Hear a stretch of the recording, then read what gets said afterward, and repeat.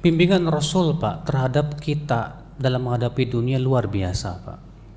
Yang pertama, Rasulullah SAW membimbing umatnya agar supaya melihat dunia itu dengan bahwa dunia itu bukan sesuatu yang kekal, bahwa dunia itu bukan sesuatu yang luar biasa, tapi dia remeh di mata Allah Subhanahu wa taala, supaya tidak tertipu.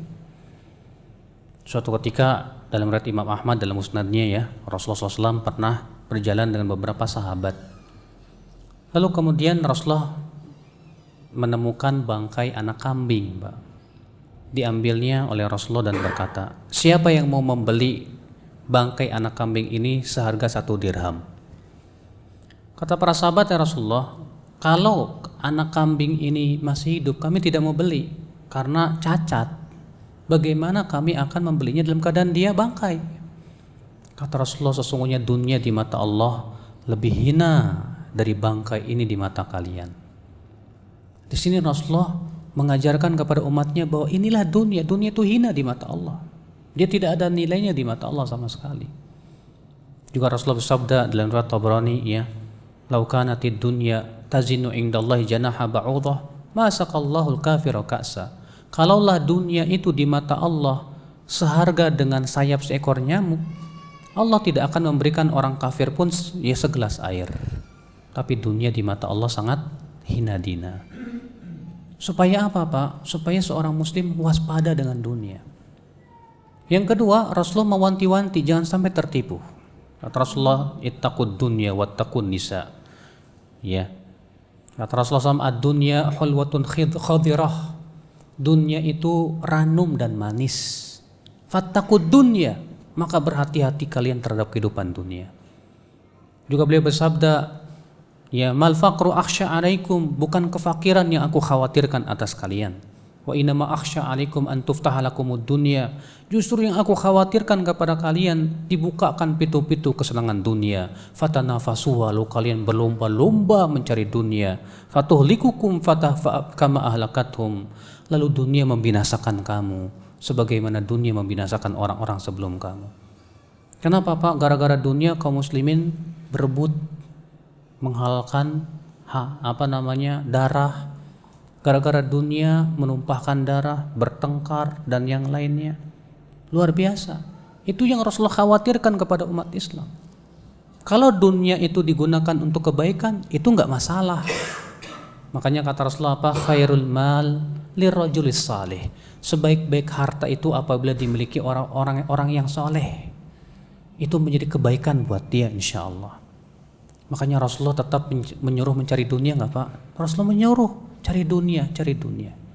Kata Rasulullah SAW, la an yadhhabar rajul bihasmadi hatabin, lebih baik seseorang pergi mencari kayu bakar, ya, lalu ia jual ke pasar daripada ia minta-minta kepada manusia. Disuruhnya Rasulullah seorang muslim tuh jangan sampai minta-minta, cari duit yang halal, cari rezeki yang halal. Tapi ingat, hati-hati ya terhadap kehidupan dunia. Makanya Rasulullah memberikan padanya apa? Ya, batasan-batasan. Ya, ini halal, yang ini haram. Supaya apa? Supaya setiap muslim itu hati-hati, jangan sampai makan yang haram. Ya. Ini untuk kebaikan apa? Untuk kebaikan hamba Pak di dunia dan akhirat dia, Pak. Rasulullah SAW mengingatkan juga kepada kita tentang hakikat kehidupan dunia ini. Ya, sebutkan dalam hadis Nabi SAW. Ya. Beliau menyebutkan dalam hadis tersebut, innamad dunya li arba'ati nafar. Dunia itu untuk 4 orang, kata Rasulullah. Siapa dia?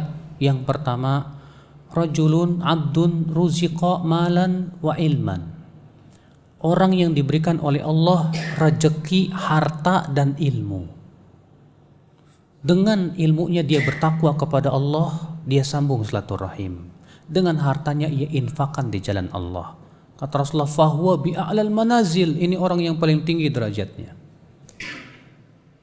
Yang kedua, rajulun ruziqa ilman walam yurzaq malan. Ada orang yang diberikan oleh Allah rezeki ilmu tapi tidak diberikan rezeki harta.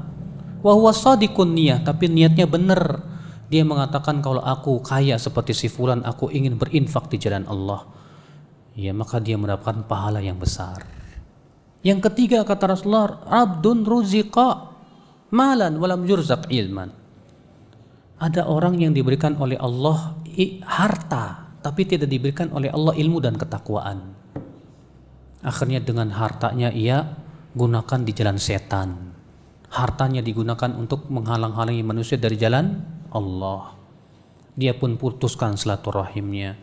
Maka kata Rasulullah, fahuwa bi akhbathil manazil, maka ini orang yang paling buruk derajatnya di mata Allah. Ada lagi hamba yang tidak diberikan harta, tidak diberikan ilmu dan ketakwaan. Sudah gitu niatnya buruk lagi. Dia mengatakan kalau aku punya harta, aku ingin berbuat maksiat kayak dia. Masya Allah, Bapak sekalian. Maka di sini Rasulullah mengingatkan tentang hakikat kehidupan dunia. Al-Quran pun banyak sekali, Pak. Ya Allah mengatakan wa mal hayatud dunya illa mata'ul ghurur. Tidaklah kehidupan dunia kecuali kesenangan yang menipu. Allah mengatakan i'lamu annamal hayatud dunya la'ibu wa lahu wa zinah wa tafakhurum bainakum wa takatsurum fil amwali wal aulad. Ketahuilah sesungguhnya kehidupan dunia itu hanyalah apa?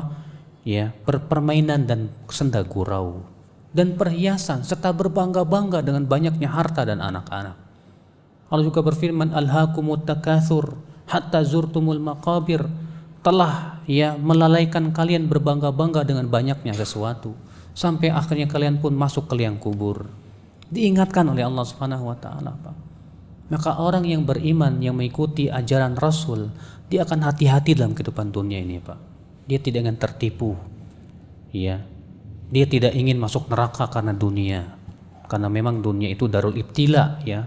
Tempatnya ujian di sisi Allah Subhanahu wa taala. Allahu a'lam. Silakan, Pak.